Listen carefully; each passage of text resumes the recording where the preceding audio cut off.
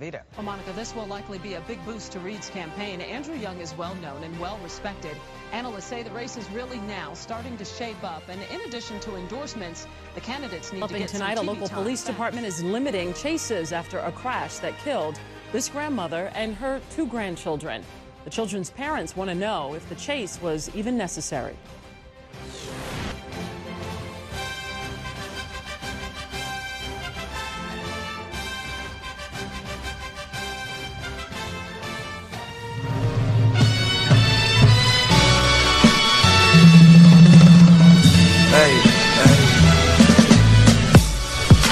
Ooh, it's Wednesday?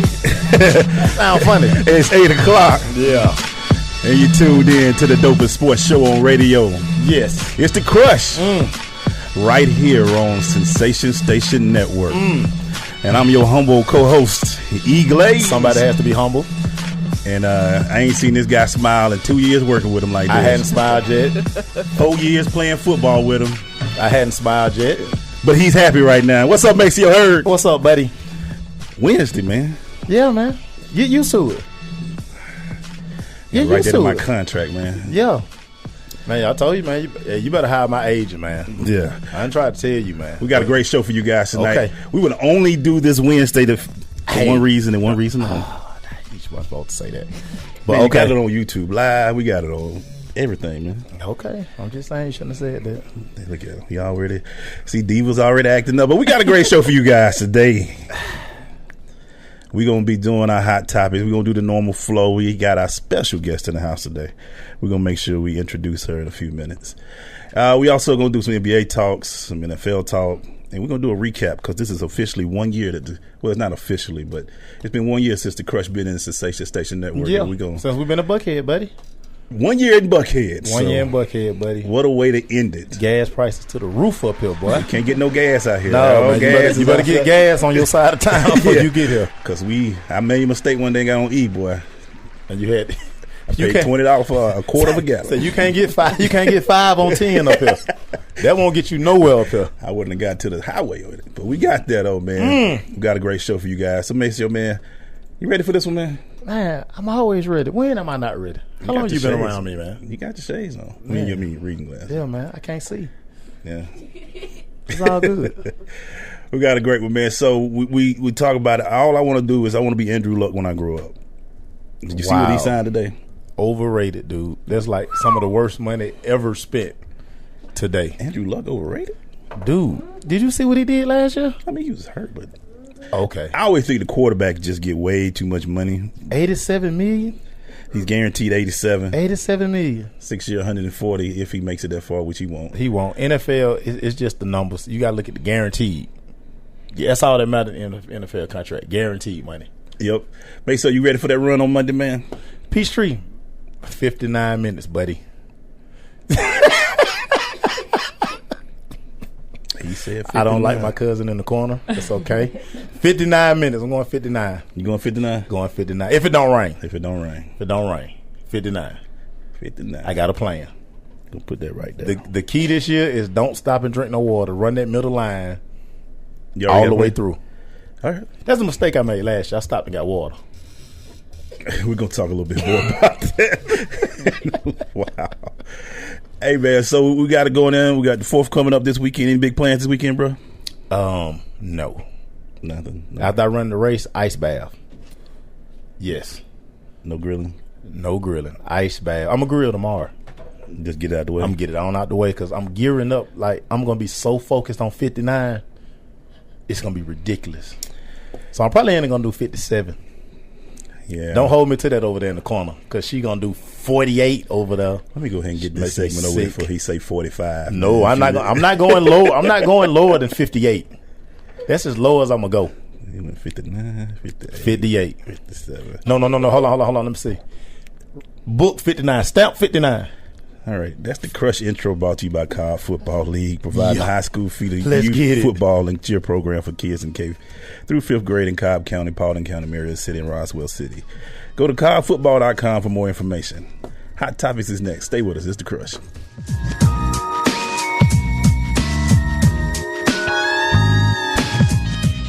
Hot topics.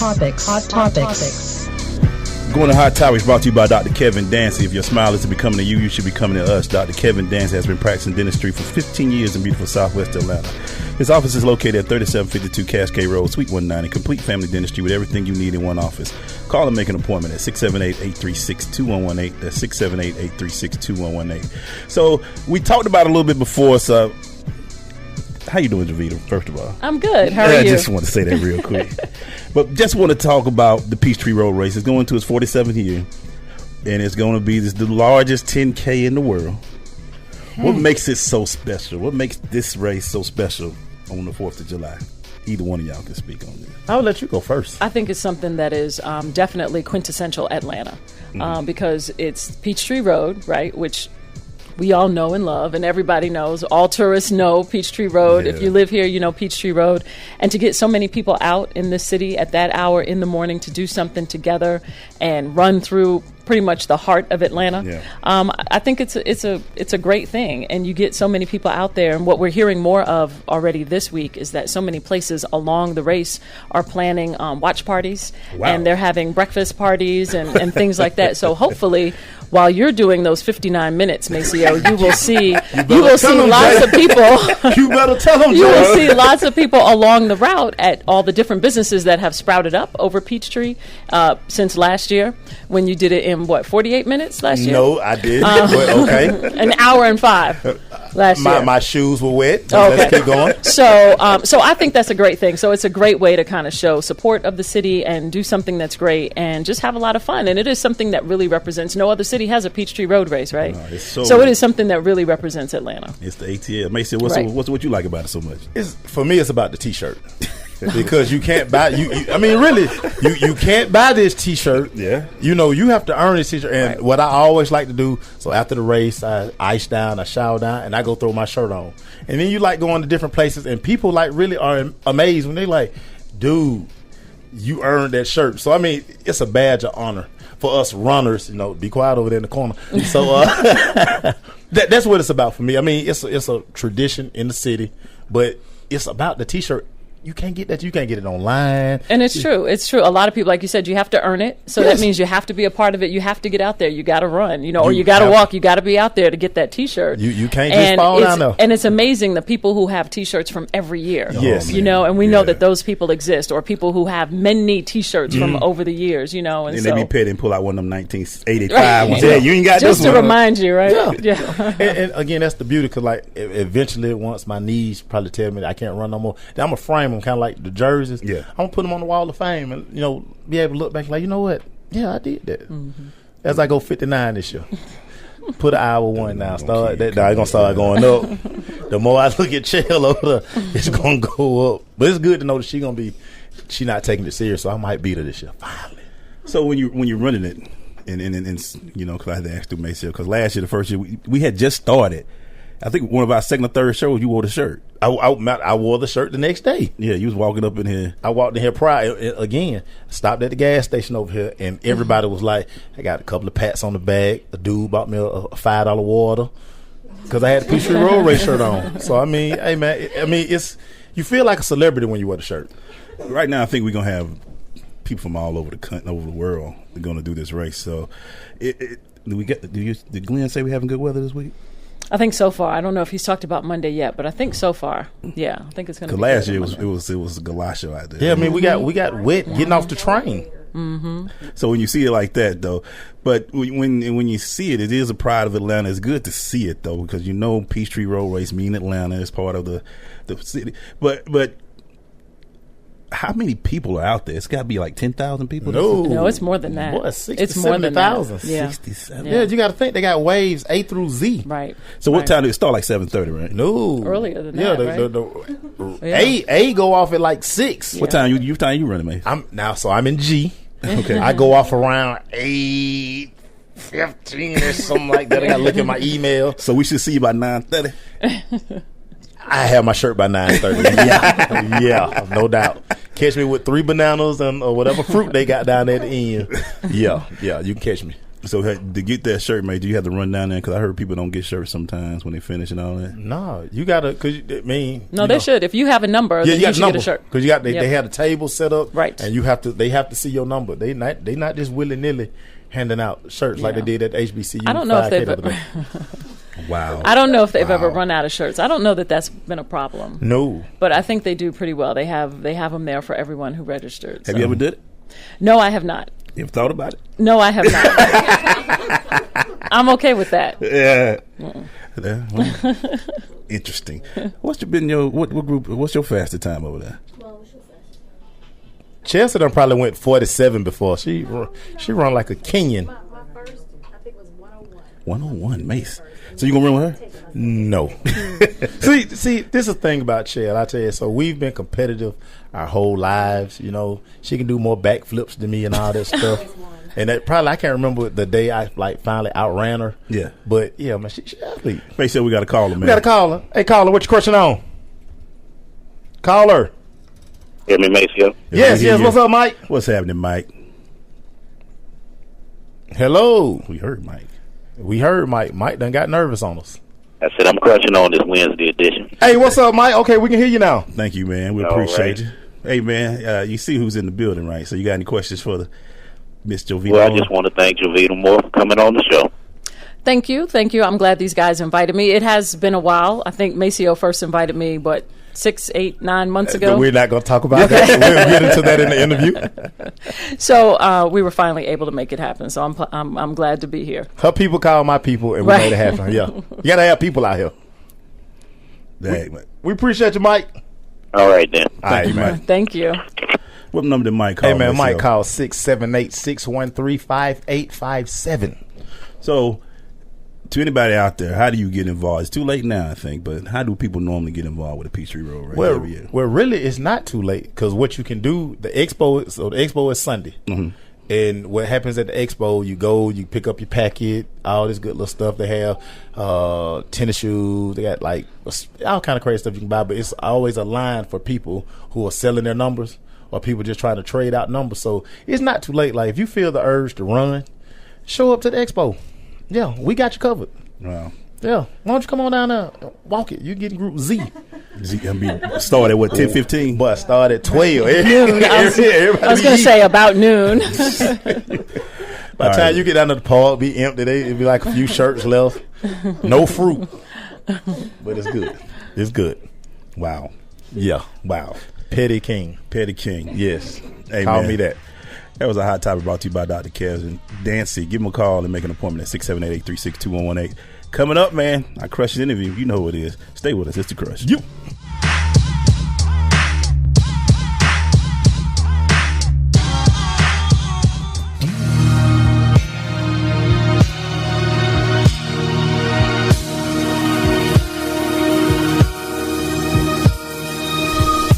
Going to that crushing interview brought to you by Oracy Software. The Oracy team is committed to providing full life cycle support for developing, testing, and delivering market-driven products. Oracy's motto is when a customer engages one of us, they engage all of us. Go to Oracy.com. That's ORASI.com for more information. Maceo, please do the introduction, sir. Man, coming to the microphone is my buddy. Funny story is we're going to show a different side of her tonight because I think everybody thinks she's so serious, but she really silly as all outside everybody. News anchor woman for WSB Channel 2, 5, 6, and 11. Yeah. Jovita Moore in the building. Hey, Jovita, how you doing? Hey. How are you? How you? I'm good. Thanks for having me finally. Finally. So, like I say. Thank you for this special edition of The Crush and y'all coming in when you didn't have to, but thank you for making it happen. Right. Yeah, we had to. Maceo was going to make us come in today. But, yeah, no doubt. Thank you for the overtime. I appreciate it. No doubt. We didn't have no choice. They didn't have no choice. Yeah, basically. So let me ask a question. I always want to ask this. Yes. You've been in Atlanta since 1998. Yep, 18 years. 18 years, and you've been on the anchor since 05? I started I got in there between John and Monica. I first started anchoring. Well, I started anchoring the weekends when I first got here. Right. So since '98, I was anchoring the weekends, filling in on the weekends. Shania Chavis Yep. was our weekend person, and when Shania would go on vacation, when she would be off, I would fill in for her. And then after that, I was after Shania left, I became weekend anchor, and then moved in between John and Monica somewhere. I want to say it was about 2005 because I feel like I was pregnant with my son around that time. So in order to start the transition of getting me in there for viewers to kind of get used to, because everyone had been used to Monica, right, all day, all the time for decades. So in order to start telling people, hey, we've got another person that's going to eventually maybe possibly do this, I started anchoring like between 5:30 and 6. Just kind of sandwiched in between. And it gave me some time with John Pruitt, and it gave some time off from Monica so that viewers can start, seeing that there was sort of a succession plan starting. But Monica retired in 2012. Yep. So I gradually did 5:30, and then I started doing 5 o'clock with John Pruitt. And then maybe around 2010 or 11, I started doing the 11 o'clock show, and then Monica retired in 2012. So since she retired, so for 4 years now, I've been the main doing 5, 6, and 11. Yeah. Which brings me to the question. I always want to ask this: since you're doing it, do you become numb? So there's so many stories, I'd be like, oh, that's sad. But not numb. No, things are sad. Yes. I mean, I maintain my emotions about stories, and certainly there is something in a newscast just about every day. Yeah, you'd be like, oh, man, that's terrible. Exactly. It's terrible, or it's senseless, or again, I have all kinds of reactions. So, no, I don't think you get numb. I mean, even though I'm sort of doing the same thing every day is still different, and you may think, oh, it's nothing but crime, or it's nothing but someone getting shot or stabbed or something, but there's a lot more in our newscast. But you still, I mean, the stories are different every day, and certainly the people that those stories are happening with are different every day. So no, I don't get numb. I'm not bored by it or anything like that, because every day is still different. You never know what's going to happen from day to day. Now, one of my first questions, a lot of people think that you just show up to work at about 4:30 because you're going on at 5. Yeah. Tell everybody how long your work day is. No, I actually go in around 2 o'clock every day. I have a meeting, and these are just those of us who work at night. Those of us who you see at 11 o'clock, we all come in at 2. So even our reporters, we come in at 2 o'clock in the afternoon. I go directly into a meeting that we discuss what's happening at 4, 5, and 6. Then there's another meeting where we talk about the 11. So as early as 2:30 in the afternoon, we're talking about our 11 o'clock show, just kind of figuring out who's going to do what and what we're going to work on for 11 o'clock. And then I go into makeup. And then after makeup, I may have to be in the 4 o'clock show. So you may see me live doing a story somewhere in that 4 o'clock hour. And then in between there, I'm recording promos for the 5 and the 6. And then I have to read scripts for 5 and 6. And then I get out in the studio about 10 to 5. Wow. And then at 7 o'clock, we do more promos. I have a dinner break. I'm back in the building usually around 9, 10, around that time. Do more promos and start reading scripts for the 11. Of course, the 11 is just a 30-minute show, so there's not as much to read. And then I'm usually done before midnight. Yeah, so it's a... I feel like I ain't doing my grind. Right. He's trying to tell you what I ain't doing putting in work. So it's about a 10-hour day. Yeah. I think people think we work about 8 hours or less. Yeah. Basically, it's about a 10-hour day. If there's breaking news, we're on. We go longer if something happens. As you guys have seen over the years, if something happens, then we stay on. And sometimes we come on early, depending on what's happening and where. But, yeah, it's about a 10-hour day. So being the lead anchor woman of the number one local show in the country, what does that feel like when y'all get that news that WSB's got the number one news show in the country? It's first of all, I think we all stay humble. You know what I mean? So it's on paper. but it feels good. You know what I mean? It feels good to be in that position, but it's a tough position to be in. You have to maintain it. You know, you have to stay there.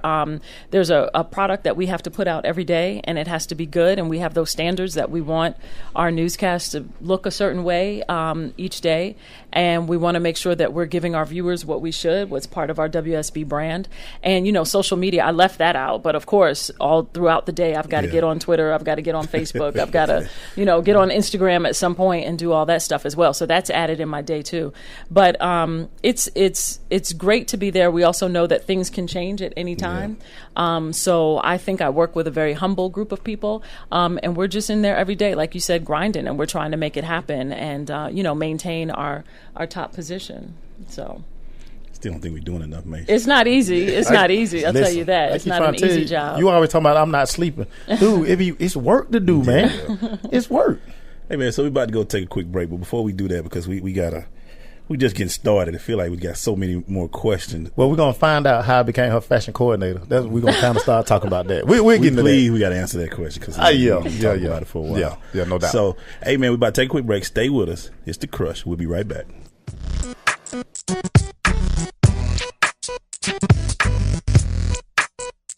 It's The Crush. SSNATL.com. Thank you, sir.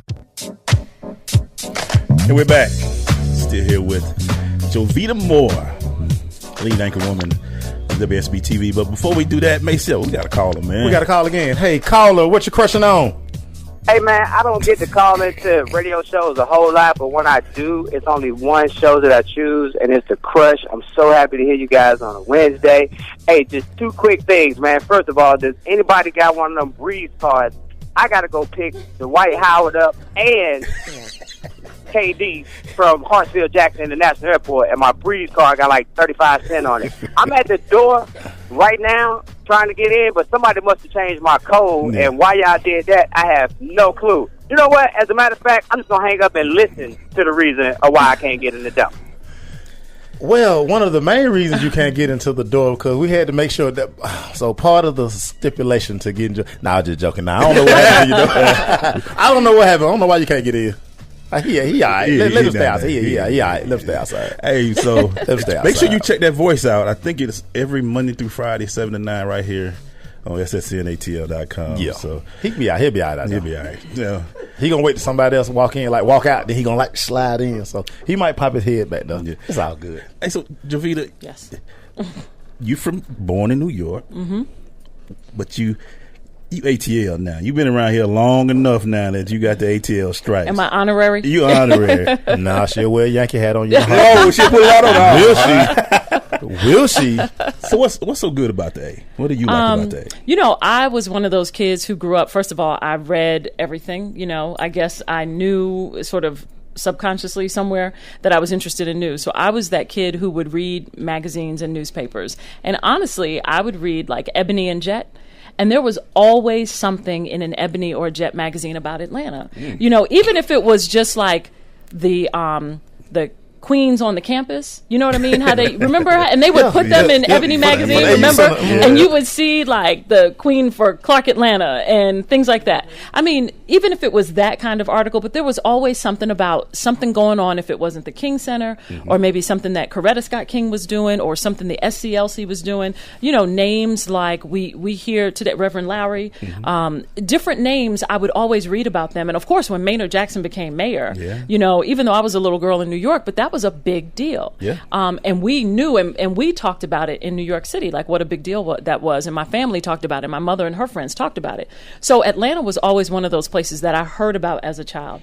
And at some point, I decided that if I was ever to live outside of New York City, I would want to live in a city like Atlanta because it seemed like such a place that had so much going on, such a positive place. And of course, to me, in New York, it was like the Mecca for black people because you had a black mayor, you had black schools, you know, you had these black campuses with black students. And it was just one of those places that I was like, Atlanta must be a really great place to live. And you would see black families, you know, and it was always like in an Ebony or a Jet or something. And so that was one thing. And it was just some place that I was always interested in. Interesting. So that's how, wow. you know. Hey.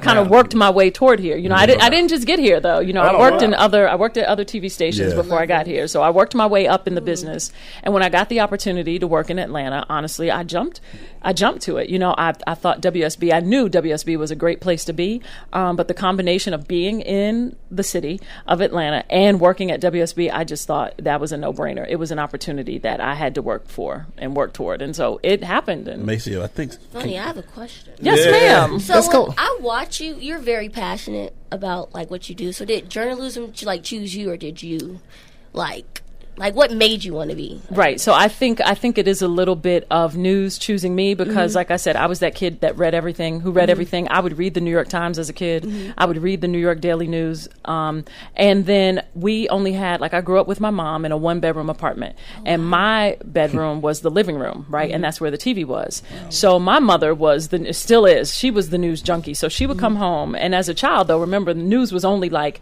5 to 5:30, 6 to 6:30. You didn't have all of this nonstop stuff like we do now, right?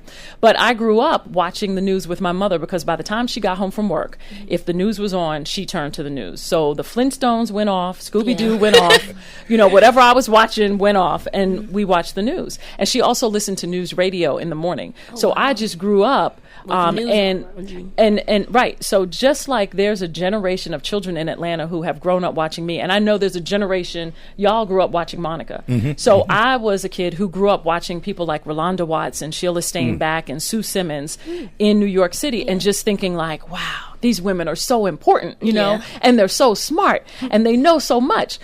So I was that kid who loved to watch the news, partly because I had no choice, but also because, you know, when I watched it, I learned something.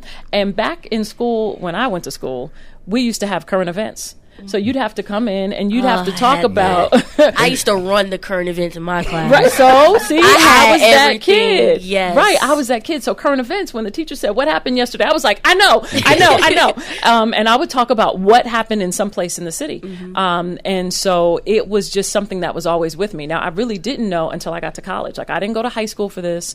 I didn't even go to college for this. I went to a liberal arts school. Right. Wow. So when you go to liberal arts, anything goes, right? You could end up, you know, being a painter. I had no idea what I wanted to do when I got to college.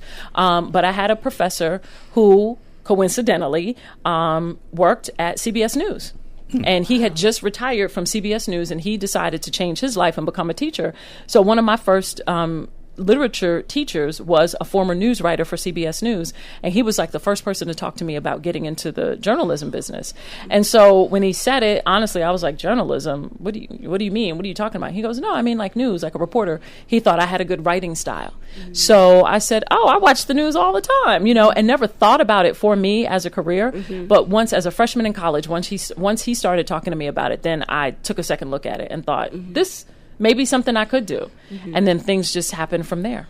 That's cool. So I would have to say that I think it chose me. You know? Yeah. That was nice. Yeah. Nice. I like that. Now let's talk about your time in Memphis. Yes. One of my favorite places. Okay. First 48, all that. Let's talk about how real Memphis was while you were there. Memphis was a great place to work and to also get experience. Like each market. Before Memphis, I was in Fayetteville, Arkansas.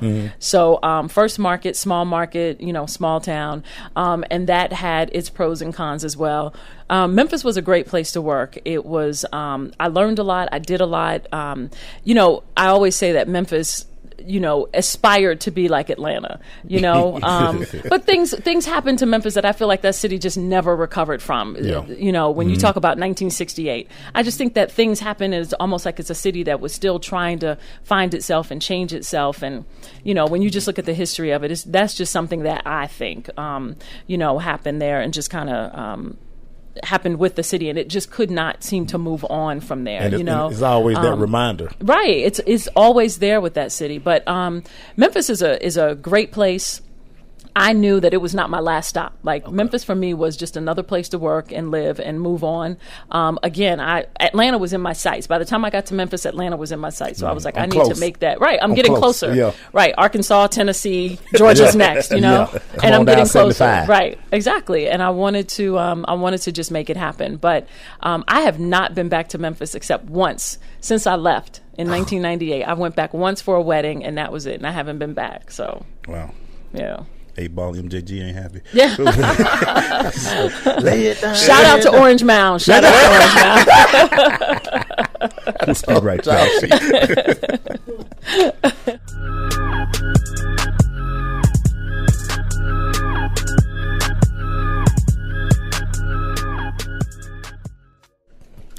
All right, we're back. Still doing our crushing interview with Jovita Moore. So let me ask this question, Jovita. Yes, sir. Replacing a media giant like Monica, did you feel any pressure at first? Oh my God, yeah, so much pressure. I was like, no, don't leave. No, what are you talking about? I was like, wait, no, she's not really leaving. Yeah, right. And then I had this, you know how people say WWJD, what would Jesus do? Yeah. So I used to have this thing, WWMD. Like, what would Monica do? Wait, what do I need to do right now? No, it was a lot of pressure. Yeah. Gosh, it had been pressure for years. And you know, once it became, like I said, I got into that little slot right there between 5:30 and 6, and it was one of those things like, is this really happening? Like, is this really happening? And then as the years went on and I got more responsibility and it became more apparent that Monica really was going to leave one day, I was like, wait a minute, this is a lot. So when did you know that you were the heir apparent? It probably wasn't official. Let me think. It was like 2012 that she left. Either, 2011. Wow. 2010, somewhere in there. Wow. But I mean, I don't think we had a date. I think we were still talking about it, but we still didn't know when it was going to happen. Wow. And I wasn't asking. Y'all just tell me. I'm good. Right, I'm good. I'm not asking. You guys just let me know when things happen. Wow. But it was probably 2011 and going into 2012 and just waiting. And I think even in 2012, I don't know that there was an exact date. And then it was like, okay, it's July. You know, and I just remember it was July 2012. And even after she left, I would joke around like, is she just on vacation? Like, when is she coming back? You know? But no, I mean, it's huge. Monica is an icon in this city, and she certainly is an icon in news across this country too, you know? And so to replace her, I've said all along, it's a big seat to fill, because she's synonymous too with Atlanta. Just like we talked about Peachtree Road Race, everyone knows who Monica is because of her years at WSB, and that's awesome. And to come behind her, and I think one thing is too, and she said to me, so one thing about it, also she said to me, and even managers said to me, I just had to be Jovita, though. You know, that's the difference. It wasn't necessarily like who's going to be the next Monica, but it's just, you know, you're going to be Jovita, and you're going to lead this station and be this anchor, and do it your way, and not, you know, no one wanted a Monica clone. That's not what management wanted. That's not what WSB wanted. You need to be just like Monica. No one ever said that. But it was just having the okay to be myself and to be the anchor that, you know, who I am, and do the job, you know. So it's still big shoes to fill, you know. When she comes in the building, I was like, you need to come up to the 3rd floor. You know. Wait, so we got a caller. We got a caller, man. Hey, caller, what you crushing on? Hey, what's happening? This Skeet Mitchell. How y'all doing? What's going on, Skeet? Skeet, what's going on, brother? All right. What you got for us, man? Javita? I'm good. How are you?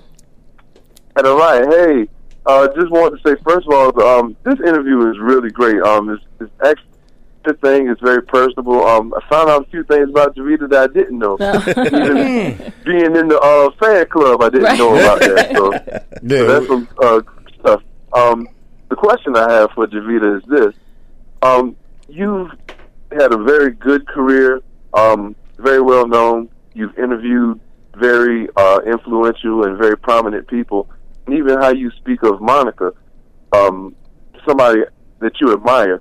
But how does it make you feel to actually be the subject of an interview as opposed to the interviewer? I mean, obviously, you're revered somewhat in the same light as the people that you've interviewed. So how does that make you feel in doing that? Yeah, you know, it's still something that for whatever reason, I'm still a little uncomfortable. I'm still a little, like, I'm flattered when people want to talk to me about what I've done and where I've been. It's just different for me. I feel like I'm very comfortable behind the camera, but when it's turned around, it's a different story. And some people may say, oh, she may be a little standoffish, or she may be even a little shy, but it's you know, and people come up to me all the time, and like Macio's niece here, you know, saying, you know, I've grown up watching you, and for me, I still haven't really wrapped my head around that. Wow. That there are children, young people in this city since I've been here for 18 years. So you could have been born and now you've graduated high school. Yeah, that's one right there. No. Right, exactly. And so it's one of those things that I guess I'm flattered, I'm humbled by it, but it seems a little surreal, and I've met people since I've been in Atlanta who've told me that they've named their children. Their daughters have been named Jovita since I got on TV here. And I'm just like, what? Wow. Seriously? So there's a couple of little Jovitas running around Atlanta, and that is just amazing to me. I mean, it's awesome. And that's also a testament to what a great station WSB is and what a great city Atlanta is. And so I'm flattered by all of it. I think I'm still getting used to it, though, even after all these years. Hey, thank you, Skeet, man. We appreciate it, brother. All right, no problem. Thank Appreciate you. y'all. What number did he call, Mace? Man, he called 678-613-5857. All right, Mace, go ahead. Tell us. We going to commercial? Yeah, we got to go commercial. Then we'll get into it. Okay. We'll get into it. So stay with us, man. We'll be right back. Yep.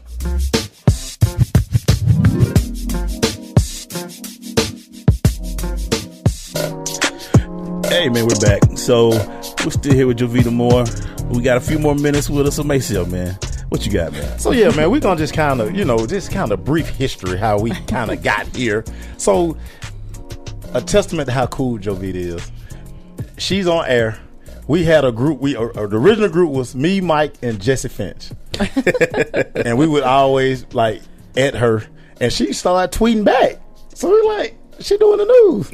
So we might say something about her necklace or some of her earrings. So she'd be like, oh, I forgot my earrings. So that's kind of how it started. And then so it ended up becoming like a whole thing. So it was like a team Jovita. Right. So we would have like little outings and we met out one time and it was just like. Right. So that's when kind of Twitter first started. Right.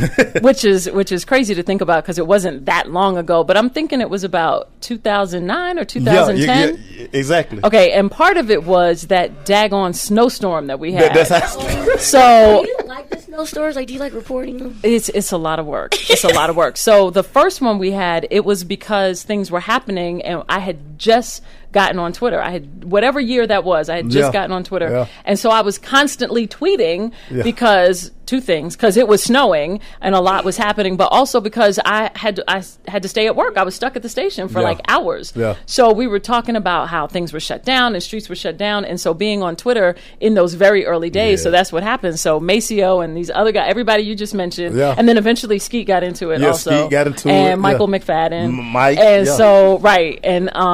And there are others, and so all of a sudden, I think it was Maceo who started this whole Team Jovita hashtag back then. So it was fun, and it was early, and it was manageable, and I could respond. But I was literally just sitting there in the studio, and we were either talking about the snowstorm or on Twitter, because it was really like just starting. It was so new for our station at the time. And like I say, to be the funny part would be like, so if the camera go to Justin, she'll tweet. And I used to be like, so she must got a phone, but I didn't know she had a computer, right up on there. So she was like, no, I'm responding on the computer. So the camera might come to her, and then she would pop right back up, and just go on to the next. There are computers in the desk in front of us. Wow. So that's what, when you see us typing or hear us typing, that's what we're doing. We can read everything right there in the computer. It's just under a piece of lucite, glass right there. Wow. So we can do that from there. And my phone was probably there as well, but it's easier just to do it on the computer. Yeah. And it's just funny how far we've evolved, because back then you really didn't even use emojis.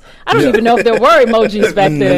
That's some stuff. When it first started. But I think Maceo was the first one to do this whole Team Jovita thing. And then, because it was really early, it was the early life of Twitter. Remember how they used to, when they first started with tweet ups? Yeah. And so the station thought it would be a good idea for me to go to a tweet up because I had this Team Jovita. Is that like a meetup? Like a meetup. Yeah. Exactly. And it's so funny because I got one of the remember we did the t-shirts. I still got my t-shirt, so I brought my t-shirt. Yeah, you did? Yeah, I'm sure it to you. So that right there. Put it to the camera, people. I never got one of those. You never got one. I never got one. So look, hey man, look, so y'all, we had here y'all go. Look at that. Team Jovita. we were legit. Yeah. That's right. That's right. We were legit. That's right. Yeah, so there was one of those meetups, and so I went, and so several of them came out. And yeah, so we hung out. It was at that brewery place. That brewery place, yeah. Oh, we was on 5 the rooftop. Seasons. Yeah. Right. Yeah. Yeah. But it was huge. It was a bunch of people there. Wow. It wasn't just for me. It was for lots of other companies and groups were there that day. So that was one of the Shambi was there as well. Shelf. Yeah. He was there as well. So it was like our first meeting, and so it just kind of started this whole Twitter thing that, I do just about every day. Right. I know you got to go. Is anybody you want to give a quick shout out to before you leave? Well, I forgot to tell my people that I was here today. So we'll retweet it. Don't worry about it. We got you.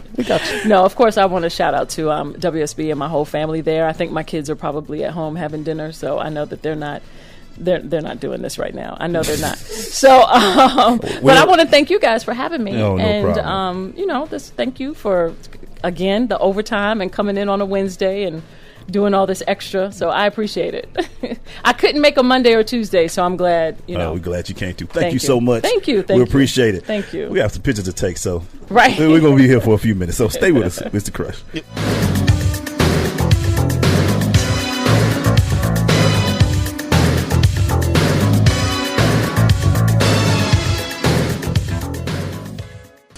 We're going to that Crush Rundown brought to you by Parish Capital. At Parish Capital, we can help you achieve your financial goals by providing high-quality advisory services and making smart investment decisions. Go to Parish Capital. That's PARRISH, capital with an A.com for more information. All right, so how do we top that? We talk sports. We about to do sports, people. That's what we do, man. That's what we do. You want to start it off, bro? Nah, you go ahead, brother. I start off, man, and I don't know why I feel like the bearer of bad news, man. But you like bad news, man. I done figured that out. But a story that I didn't get in boy, shout out to Nick Ferguson. He posted about it as well. But ex-coach running back Zerlon Tipton was killed by an accidental gun discharge at a car dealership. He was moving the bag out of the back of his trunk, had 2 guns in it, and one of the guns went off and shot him right in the stomach. I just don't understand, man. So I just don't understand. And he passed away when he was going to the hospital. But wow, you talking about weird? Just something, man. I just don't understand. Interesting story, man. But condolences out to his family, man. Just moving the bag out the car and the gun discharged, bro. So yeah, man, it's tough, man. What you got, dog? Hey, man, Dwayne Wade has sent out fillers to the Spurs and the Dallas Mavericks. He on the move. Yeah. Do you really think he on the move? He on the move. You think he on? I mean, because I think Miami's not going to pay a guy $20 million. They're not going to do that. So, do you think Miami will still be able to do good? I don't think so either. He's the face of Miami Heat, so it's just like they got a young guy there by Winslow that they hoping can groom into that next guy. But you can't beat Dwayne Wade. It's just like, and that's the voice of my niece Devin. Hi. Yeah. She's we in there. Well, yeah. I'm just going to keep my eyes on that one. Yeah, we're going to see what happens with that one. If you go to the Spurs, that's not a bad move for them. But they're going to be old still. They're still going to be old. Because you're talking about an old Dwayne Wade, an old Tony Parker, and an old Ginobili. They want a big 3, though. Man, that's an old 3. Yeah, because you got a lot of young cats, if you really think about it. They do. Like I said, I'm going to keep my eyes on it. I love it. We'll keep an eye on it. That should be good right there. No doubt. Oh, well, Shaq has spoke about his son for the first time and where he think he should go. You know, Shaq got a son named Sharif. I think it's his name. Sharif is 6'10". He's the 51st ranked in the 2018 class. But Shaq would like to go to either LSU, of course, Kentucky, or Michigan State. Play for Izzo. Yeah, Shaq looking at it from as a dad, where he can go and be coached. Yeah. That's where, and of course he's throwing in LSU because that's his alma mater. But, I mean, hey, Sharif a West Coast kid. He wants to stay in California. Yeah, and that'd be interesting, too. Because, USC has been one of the places he thought about going. So yeah. I thought it was interesting. Shaq was trying to stay out for a little while, but I think he's kind of, as we keep knocking over stuff over there in the corner. No doubt. But Shaq was, I guess he just been asked enough. He said, I would like to see him go to these schools. And he knows with those schools he's going to get some good opportunities and a chance to win. So LSU is just home first. Oh, yeah. So what you got, man? Hey, man, interesting story came out about Dwight Howard. Dwight Howard has gone from being, once upon a time, the most dominant center if you call it that. To now they're saying he's like an ugly duckling and say it might not be a market out there for Dwight Howard. Wow. They say it might not be a market out there. And what's crazy is you talk about a guy who is a true, maybe one of the last centers, like a true center, might not get the love he's looking for in free agency. He may have to settle. Well, you know he's down here tomorrow. He's going to talk with us first, the Atlanta Hawks. We should be interested to see. You can always come home. What happens, because you know Dwight looking for max money. He still he's not going to get that, but he still think he's going to get it. He's not going to get that. I don't know if Atlanta's desperate enough to give it to him. No, he needs to go pick up that new edition CD, Home Again. Wow. And he needs to play the Johnny Gill intro. Wow. And then go into Home Again. Go home again. Yeah, man. I would sing that for y'all. Let's find it like during the break so I can, I've been away for much too long. You about to get hit in a minute if you don't be quiet over there, bro. I hope you still feel I belong. Oh, I'm off beat. Go ahead, man. Keep going. I think we need a break after this. I didn't mean to cause you pain. You doing it. Nothing to lose, much more to gain. Can you stand the rain? I have to deal with this. Stay with it, man. We'll be right back.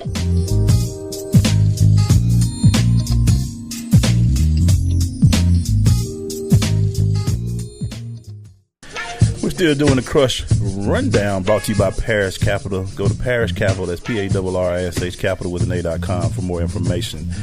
Hey, man, I got to give your team a little credit, man. You didn't mention it, that's what I'm talking about. Dallas Cowboys hosted 100 kids who do not have beds on a sleepover, one of the biggest sleepovers ever. Everything we do it big. And what was great about the thing, man, they was let the kids take the beds home after it was over with. Of course, they had to put the Dallas sheets on them. So of course, I had some of those Dallas sheets as a child. Still got them, don't you? Nah, I don't still have them. But I would like to decorate a room. I'm going to dedicate a room to the Cowboys. I'm going to make me... Why the Cowboys, though? Why America's team? Because they're America's team. Wait, America's team, but they ain't going to the Super Bowl in a while, though. But we're still America's team. Okay. Wow. Alrighty, then. Wow. They're better than the Falcons. I agree with that. Say no more. With that. See, the Falcons, they... She better get her mic cut off over there. Keep it going. What you got back there? Jonathan Manziel. Johnny. He says on July 1st, he's going sober. Why didn't he do that 2 years ago? He just going cold turkey. Cold turkey. Say July 1st. And Jonathan has to understand this. Dude, it's over. Nobody wants you. That's too many problems. Go on and drink. Again, like when your father says jail is the best place for you, as much as parents protect their kids. Yeah, his dad was like, hey, man, send the druggie to jail. And he used that exact term. He said, send the druggie to jail. It might save his life. So, it is what it is. Yeah. So, the druggie got to go to jail. Yeah, he got to go to jail, man. Druggie got to go to jail, man. He got to go to jail. Today, man, I'm big with the Craig Sager thing. Is that today's his birthday, 65 years old, man. And we just hope that he keeps it going. My peppermint bag is down here, man. Oh, okay. I got to bring it back out, No doubt. I feel you. They want it in the camera. Oh, okay. Yeah. I was a little crowded over here for a minute. Yeah, right they got to pay for that. But, no doubt. So, hey, man, but, Craig Sager, man, 65, still fighting, man. So, shout out to you, Craig. Right, man. He's a warrior, man. Hey, man, the L.A. Lakers say they are not giving up on Kevin Durant. They say they're going to push all their chips into the middle of the table in an effort to get Kevin Durant to Hollywood. You put a percentage on it. What's the percentage he's in Hollywood? About 9%. 9? You give him He's not going to L.A. I give him 5. He's not going to L.A. People have to understand this about KD. He's not a flashy kind of guy. He really likes the environment. Like, okay, he's a small town kind of guy. He doesn't want to be, because all he want to do is hoop. Yeah. But he wants to win now. And people keep trying to tell me, man, well, it's L.A. and New York, but it's different now. Madison Avenue is coming to get you now, wherever you at. It don't matter where you at. LeBron's, they still paying $200 million. And LeBron got a lifetime $1 billion contract, and he's in Cleveland. He got a $1 billion Nike deal. Harden with the beard is down there with a big contract, and he's in Houston. It don't matter where you at. Yeah. It's just where you. It's not like it used to be back in the day in New York. L.A. were the places to be. Yeah, it's the beauty of social media. Yeah, I mean, everything's changed. If you're marketable, you're marketable. Yeah, it don't matter where you play. You can be in. I almost said something. Yeah, don't do it. Yeah, don't do it. I don't want to get called to the principal's office. Yeah, we had a good day. We had a good day. Yeah, no doubt. Yeah. So you keep it going. Speaking of which, man, tonight we got to see. Shout out to Miss CC and Mike. Coastal Carolina is going for the College World Series tonight. Let's go Myrtle Beach. Yeah, they went and won last night, 5-4. Mm-hmm. They're playing Arizona in the College World Series. Those kids are playing with so much heart. I'm loving it, man. I love it, man. This is further proof for any kid who feel like you got to go to a big school. Man. No, you don't. Coastal Carolina is playing Arizona, and if they win that thing, if they win tonight, they are going to be national champions. Party on Myrtle Beach. Let me tell you something. I wouldn't go to class for about the next 3 weeks after we win. You catch me, I'm on the beach, bro. I'm walking up and across the yard. No, you know my motto. No shirt on. You J.R. Smithing it. What? Look, when we wasn't winning, I walk across campus with no shirt on. So win a national championship, I'm no shirt, cross campus with my hat sideways. And just telling the girls, I'm just like standing in the middle of the campus, like, hey, yes, I hit the game winning RBI. That was me. Speaking of which, J.R. Smith has sold T-shirts with his tattoos on. I saw that. I ordered one. It's nice. I like it.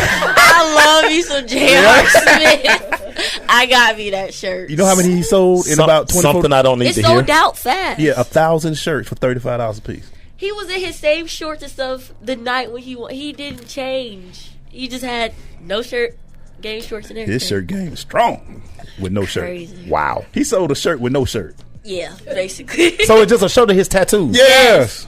Yeah, his mama on it, his mama name, the Jordan shoe. You got the shirt yet? No, not yet. It's in the middle. Please send me a picture when you get it. I got you. Lord have mercy.